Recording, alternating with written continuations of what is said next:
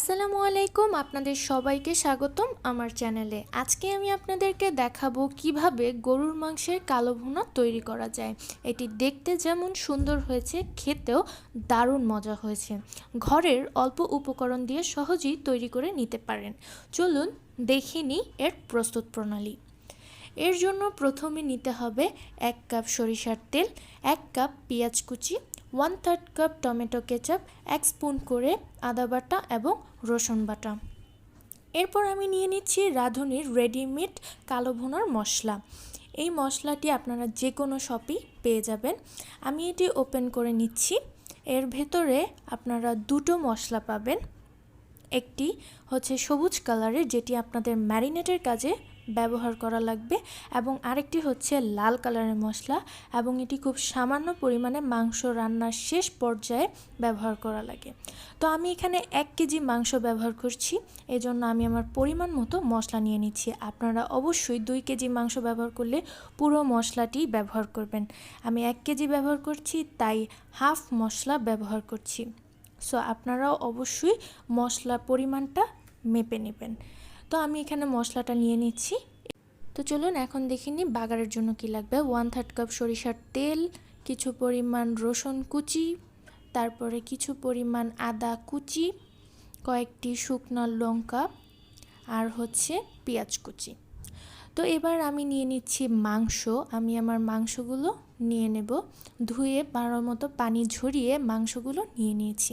এবার আমি যে প্রথমে মশলাটা রেডিমেড ম্যারিনেট মশলাটা নিচ্ছি, সেটা আমি আমার নিয়ে নিচ্ছি পরিমাণ মতো মশলাটা নেওয়ার পরে তারপরে আমি এটার ভিতরে দিয়ে দেব আদা এবং রসুন বাটা। আমি এখানে আদা এবং রসুন বাটাটা মাংসের ভিতরে দিয়ে দিচ্ছি।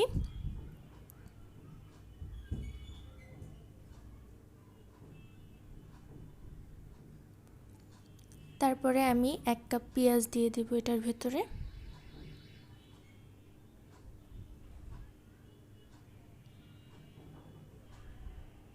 তারপর দিয়ে দিচ্ছি 1/3 কাপ টমেটো কেচাপ।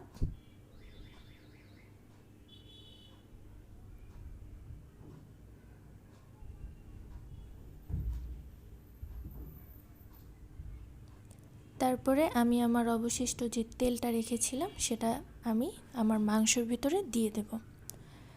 সব উপকরণগুলো দেওয়া হয়ে গেলে আমি হাত দিয়ে ভালো মতো এটাকে মিশিয়ে নেব।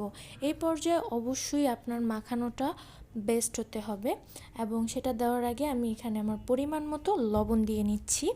আপনারা আপনাদের স্বাদ অনুযায়ী লবণ দিয়ে দিবেন। তো অবশ্যই আপনার মাখানোটা বেস্ট হতে হবে, কারণ মাখানোটা ভালো হলে মাংসের ভিতরে যত মশলা ভালোভাবে ঢুকবে এবং এটা জাল দিলে ততই মাংসটা আরও মজাদার হবে। সো অবশ্যই মাখানোটা ভালো হতে হবে।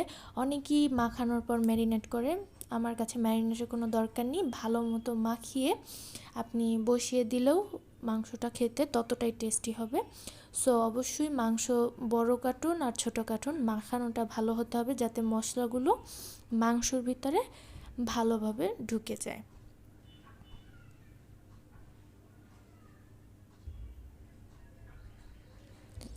আমার মাখানো হয়ে গেছে। এবার আমি একটা ঢাকনা বন্ধ করে চুলায় বসিয়ে দেব।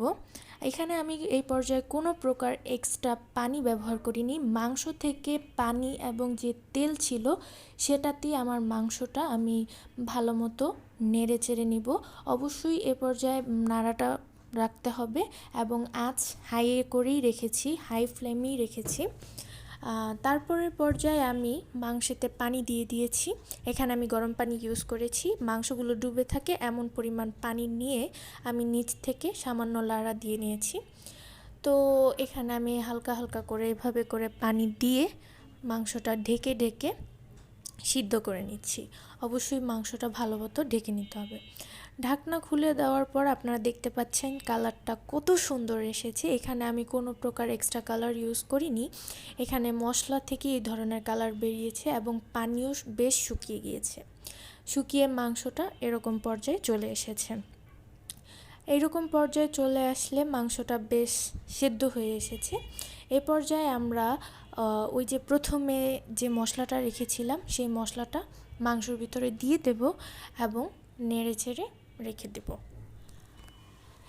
আমার মাংসটা প্রায় হয়ে এসেছে। এবার বাগারের জন্য আমি কড়াইতে সরিষার তেল দেব। সরিষার তেল গরম হয়ে এলে এতে আমি পেঁয়াজের কুচি দিয়ে দিচ্ছি। পেঁয়াজের কুচি দেওয়ার পর এর ভিতরে রসুন কুচি দেব এবং শুকনো মরিচ দিয়ে দিচ্ছি।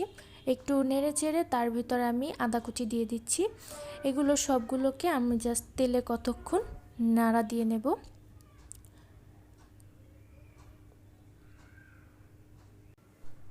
এই বাগারটা আমি মাংসের ভিতরে ঢেলে দিয়ে মাংসটা একটু নাড়া দিয়ে নেব। ব্যাস তৈরি হয়ে গেল গরুর মাংসের অথেন্টিক কালা ভুনা। দেখতেও যতটা সুন্দর হয়েছে, খেতে তারও যে বেশি মজা হয়েছে, এবং এটা আপনারা যে কোনো কিছুর সাথে সার্ভ করতে পারেন। ধন্যবাদ।